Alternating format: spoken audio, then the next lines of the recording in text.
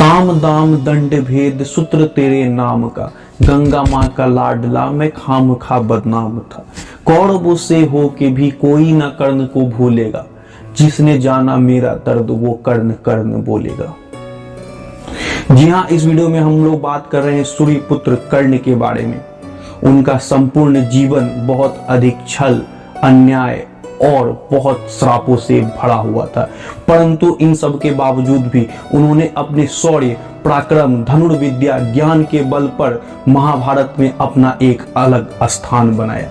इसी में कहा गया है कि कुरुक्षेत्र की उस मिट्टी में मेरा भी लहू जीर्ण है, कुरुक्षेत्र की उस मिट्टी में मेरा भी लहू जीर्ण है, छान कर देख उस मिट्टी को, कण कण में कर्ण है।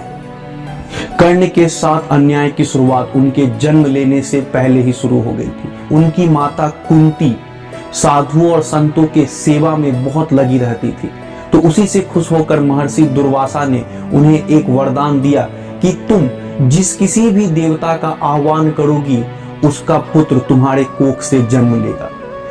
परंतु इस वरदान का विश्वास कुंती को नहीं हुआ। एक बार जिज्ञासावश उन्होंने सूर्य देव का आह्वान किया, सिर्फ यही जानने के लिए कि दुर्वासा द्वारा दिया गया जो वरदान है वो सही है कि नहीं।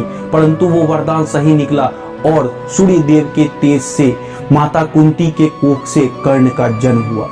चूंकि कर्ण का जन्म कुंती के विवाह से पहले हुआ था, तो अपने सम्मान को बचाने के लिए उन्होंने कर्ण को एक टोकरी में रखकर गंगा में बहा दिया। इसी में कहा गया कि कुंती पुत्र कर्ण ना उसी को प्रिय मैं, इंद्र जिससे भीख मांगे ऐसा क्षत्रिय में। कर्ण से बड़ा दानवीर कोई नहीं था। इसका चर्चा हम लोग वीडियो के आगे करेंगे। गंगा में वो टोकरी अधिरथ और राधे माँ को मिलती है। उन्होंने ही कर्ण को पाल पोस कर बड़ा किया।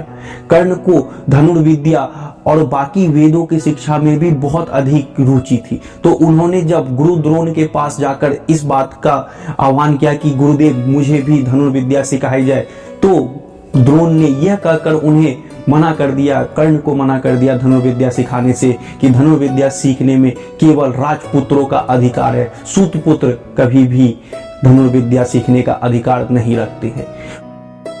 उनका मन बहुत अधिक दुखी हुआ। इसके बाद उन्होंने अपनी पहचान छिपाकर, झूठ बोलकर भगवान परशुराम से जाकर के खुद को ब्राह्मण बताकर धनुर्विद्या का ज्ञान लिया।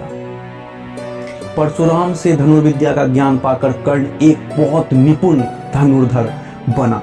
परंतु जब परशुराम को इस बात का आभास हुआ, इस बात का ज्ञान हुआ कि कर्ण हमसे झूठ बोलकर, मिथ्या का सहारा लेकर, सूतपुत्र होते हुए भी खुद को ब्राह्मण बताकर हमसे धनुर्विद्या गलत ढंग से सिखाए, तो वो श्राप देते हैं, कर्ण को श्राप देते हैं उनके गुरु परशुराम कि जिस दिन तुम्हें अपनी विद्या की सबसे अधिक आवश्यकता होगी, उस दिन तुम विद्या, अपनी सारी दैविक विद्या भूल जाओगे। और ऐसा ही भविष्य में होता भी है। एक बार कर्ण अपने धनुर्विद्या का अभ्यास करते थे, अज्ञातवश उनसे एक गाय की हत्या हो जाती है, तो वो गाय का जो ग्वाला होता है वो भी कर्ण को अभिशाप दे देता है कि जिस दिन तुम रणभूमि में इसी तरह से असहाय रहोगे, इस गाय के तरह असहाय रहोगे, तब तुम्हारी मृत्यु होगी, यानी कि तुम्हारे मृत्यु के समय तुम सबसे अधिक असहाय रहोगे। यहाँ पे उनको दूसरा अभिशाप मिलता है। इसके बाद द्रौपदी के स्वयंवर में कर्ण भी अपना पराक्रम दिखाने जाता है, परंतु द्रौपदी उन्हें सूतपुत्र कहते हुए वहां से वो निकाल देती है। ये कर्ण का बहुत बड़ा अपमान होता है। इसके बाद धरती माँ भी कर्ण को ये अभिशाप देती है कि जिस दिन तुम्हारा रथ धरती में धंसेगा, उस दिन तुम कितनी भी कोशिश कर लोगे, तुम इस अपने रथ को अब इस धरती से नहीं निकाल पाओगे। इतने सारे अभिशापों के साथ कर्ण का जीवन आगे बढ़ता गया। जब महाभारत का युद्ध होने वाला था, तो सूतपुत्र कहते हुए ये बताया गया कि नहीं, कर्ण कभी जो है महाभारत के युद्ध में भाग नहीं ले सकता, क्योंकि इसमें सिर्फ राजपुत्र भाग ले सकते हैं, कोई सूतपुत्र भाग नहीं ले सकता। उसी समय दुर्योधन अंगराज यानी कि अंग देश कर्ण के नाम पे कर देते हैं, तब से कर्ण का नाम अंगराज पड़ता है। कर्ण को अपने जीवन में पहली बार ऐसा लगता है कि उसे उचित सम्मान मिला है, इसलिए दुर्योधन को वो अपना सबसे बड़ा मित्र मानने लगता है। वो उसके लिए कुछ भी करने के लिए हमेशा तैयार रहता है। अपने मित्रता धर्म को निभाने के लिए वो श्री कृष्ण के खिलाफ भी युद्ध लड़ने को तैयार हो जाते हैं, उससे भी पीछे नहीं हटते। ऐसा था हमारा कर्ण। इसी में कहा गया है कि ऐ कृष्ण, चलो एक बार फिर महाभारत हो जाए। इस बार भी अर्जुन तुम्हें साथ रखना चाहिए, छल से नहीं बल से। इस बार चक्र तुम्हें भी उठाना चाहिए। कृष्ण तुम सा दुश्मन सही, पर मित्र कर्ण होना चाहिए। कर्ण को सबसे बड़ा दानवीर भी कहा जाता है। उनके पास सूर्य देव से प्राप्त कवच कुंडल था। एक बार इंद्र भेष बदलकर उनसे दान लेने गए। दान में उनसे वो कवच कुंडल मांग लिया।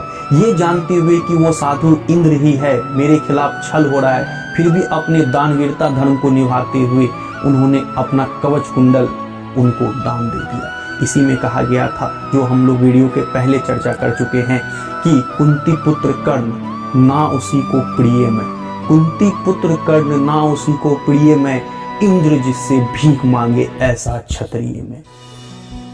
माता कुंती को भी कर्ण के शौर्य और उनके कौशल का आभास था।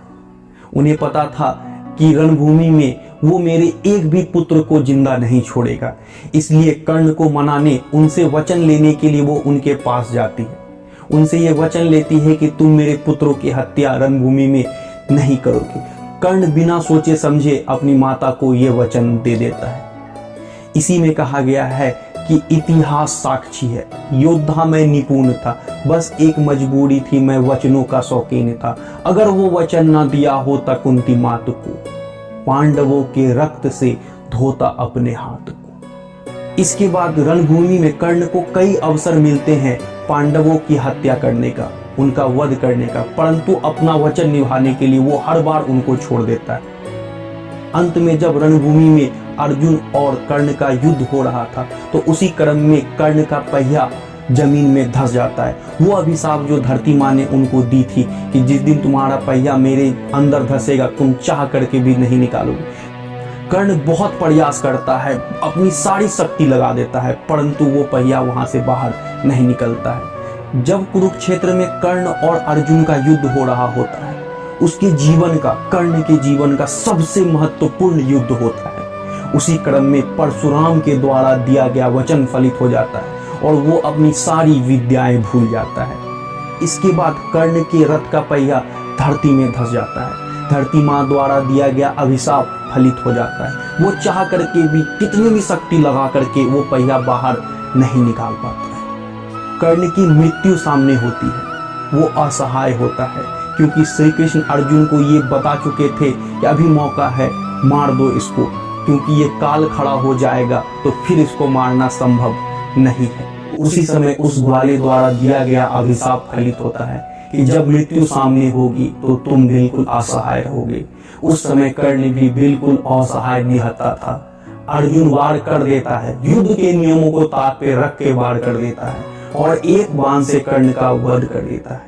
कर्ण वीर गति को प्राप्त हो जाता है, परंतु उसे इस बात का जरा भी विश्वास नहीं होता है कि अर्जुन जैसा धनुर्धर युद्ध के नियमों को तोड़ेगा। उसका सारथी श्री कृष्ण होते हुए भी युद्ध के नियमों को तोड़ा जाएगा और इस तरह से मेरी हत्या की जाएगी। इसी के साथ कर्ण की हत्या हो जाती है और इतिहास के सबसे बड़े वीरों, सूरवीरों का वीर कर्ण वीरगति को प्राप्त हो जाता है। युद्ध हारने के बावजूद भी आज भी अर्जुन से अधिक लोकप्रिय कर्ण है। उनकी कौशल, उनकी वीरता की गाथा बच्चों बच्चों को सुनाई जाती है। कर्ण का जीवन हमारे लिए सबसे बड़ा प्रेरणा का स्रोत है कि किस प्रकार इतने सारे अन्यायों के बाद भी उन्होंने बहुत बड़े धनुर्धर होने का सम्मान प्राप्त किया। युद्ध में बहुत सारे नियम तोड़े गए, लेकिन कर्ण ने कभी किसी नियम का उल्लंघन नहीं किया। तो ऐसे थे हमारे कर्ण। उम्मीद है कि आपको ये कंटेंट, आपको ये वीडियो पसंद आया होगा। अगर पसंद आया है तो वीडियो को लाइक कर सकते हैं और इसी तरह के कंटेंट और पाने के लिए आप हमारे चैनल को सब्सक्राइब भी कर सकते हैं। हम लोग मिलते हैं इसी तरह के ज्ञान और मोटिवेशन से भरे बहुत ही इंटरेस्टिंग वीडियो के साथ बहुत जल्द। धन्यवाद।